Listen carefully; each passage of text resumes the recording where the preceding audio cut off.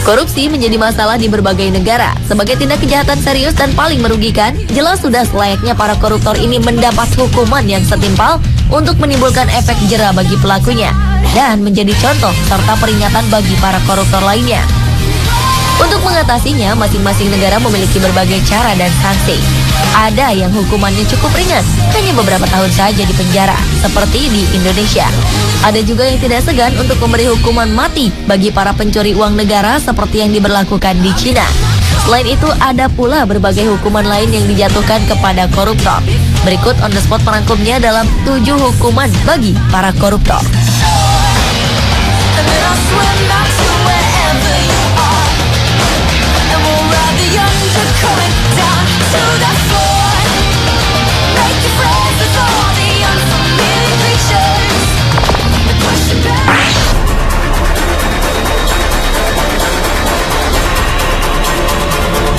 Ulah demonstran Ukraina ini menjadi perhatian dunia.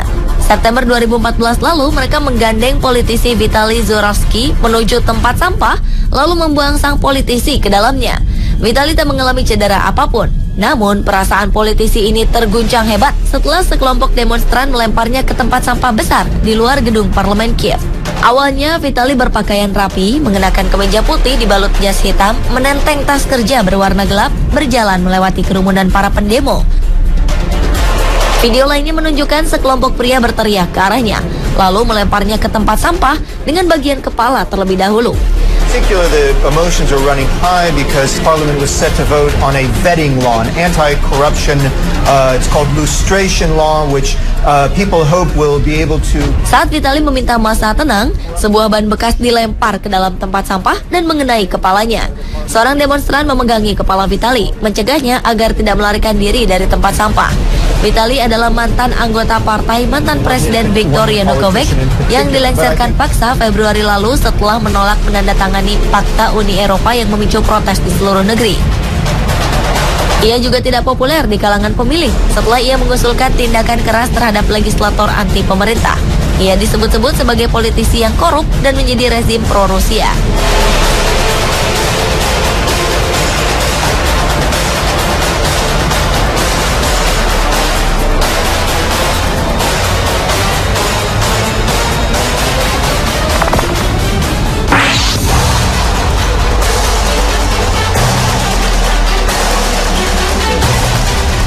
Paus Fransiskus mengeluarkan peringatan keras kepada para koruptor.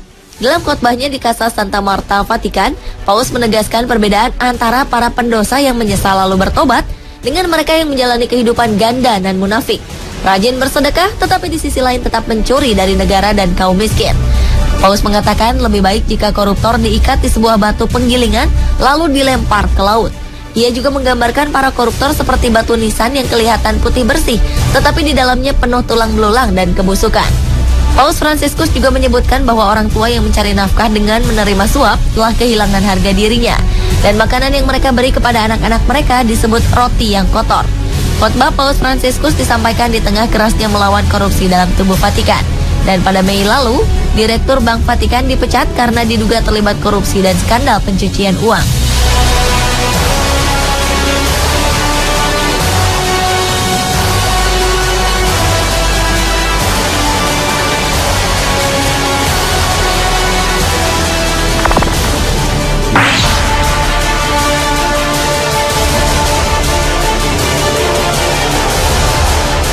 Lebih dari 900 orang termasuk para pejabat tinggi Malaysia yang dihukum karena kasus korupsi telah dicantumkan pada situs pemerintah. Para pelaku dipampang lengkap dengan foto-foto data pribadi dan sejarah kasus para pelaku.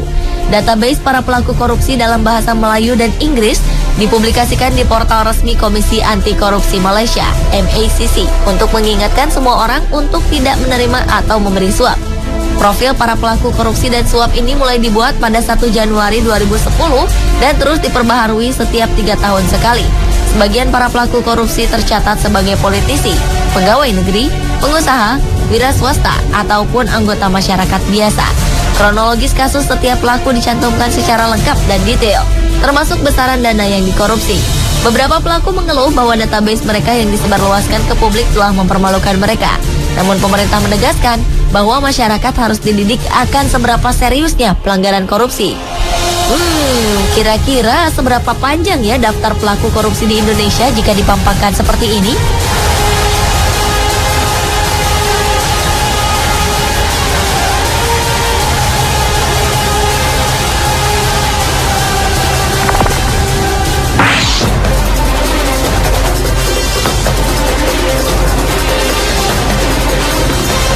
Stasiun televisi pemerintah Korea Utara menayangkan gambar seorang pemimpin berpengaruh dibawa keluar dari ruang rapat setelah dicopot dari jabatannya.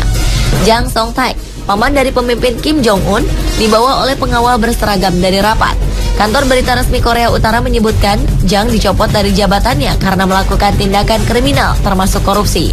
Langkah mempermalukan pejabat yang dipecat di depan umum baru kali ini terjadi di Korea Utara. Berita tentang pencopotan Jang ini pertama kali dilansir oleh media Korea Selatan. 2 pembantu dekat Jang dilaporkan sudah dieksekusi karena korupsi. Jang yang menikah dengan kakak Kim Jong-il sempat dilihat oleh pengamat memiliki pengaruh politik yang kuat di belakang layar. Ia memegang jabatan kunci di Partai Komunis serta Komisi Pertahanan Nasional, dan pengaruhnya semakin meningkat setelah Kim Jong-un berkuasa.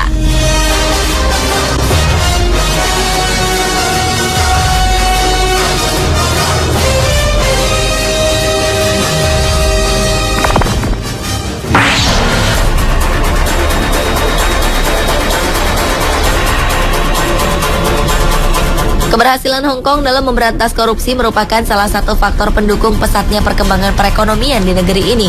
Pada tahun 1960-an, negara ini termasuk negara paling korup dan terparah di dunia. Saking parahnya, seorang supir ambulans tidak akan mengantar pasien sebelum mendapatkan uang tip. 1973, negara ini mengambil langkah berani. Tanpa kecuali, seluruh polisi, hakim, dan jaksa dipecat, kemudian membentuk Komisi Pemberantasan Korupsi yang dinamakan Independent Commission Against Corruption. Sejak awal terbentuk, lembaga ICAC tidak pernah pandang bulu dalam memberantas korupsi, baik kasus korupsi besar maupun kecil. Selain menerapkan hukuman mati bagi para koruptor, pemerintah juga menciptakan efek malu dengan menangkap koruptor di muka umum. Wow, apakah bangsa kita perlu melakukan hal yang sama untuk bisa benar-benar bersih dari korupsi?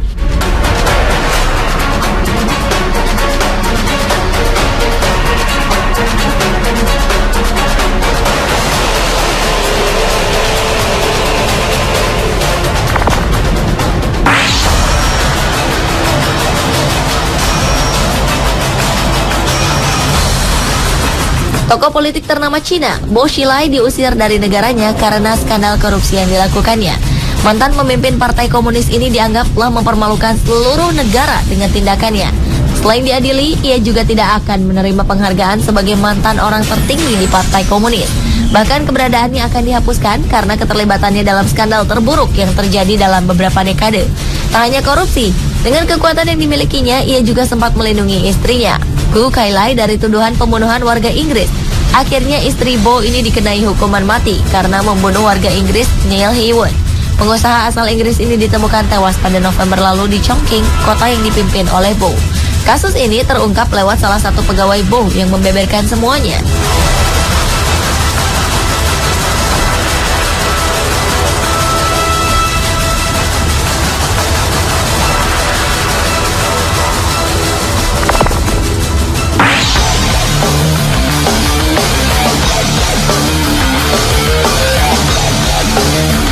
Manajemen Rumah Sakit Dr. Karyadi Semarang meminta salah seorang pasiennya yang juga terdakwa kasus dugaan korupsi, Satrio Teguh Subroto, untuk segera meninggalkan rumah sakit karena diduga memanfaatkannya untuk menghindari hukuman kurungan. Pejabat rumah sakit mengatakan bahwa Satrio telah dinyatakan sehat oleh dokter dan harus segera meninggalkan rumah sakit. Awalnya, terdakwa kasus dugaan korupsi proyek pengadaan taman di Jalan Ade Sucipto, Solo ini harus menjalani operasi. Setelahnya, kondisinya semakin membaik, hingga ia dinyatakan sudah bisa pulang. Anehnya, Satrio selalu menolak dan tidak bersedia kembali ke tahanan. Pihak rumah sakit akhirnya memberi waktu 3 hari untuk ia menyiapkan kepulangannya dari rumah sakit. Jika tak kunjung keluar, maka pihak rumah sakit akan mematikan seluruh fasilitas di rumah sakit, termasuk listrik.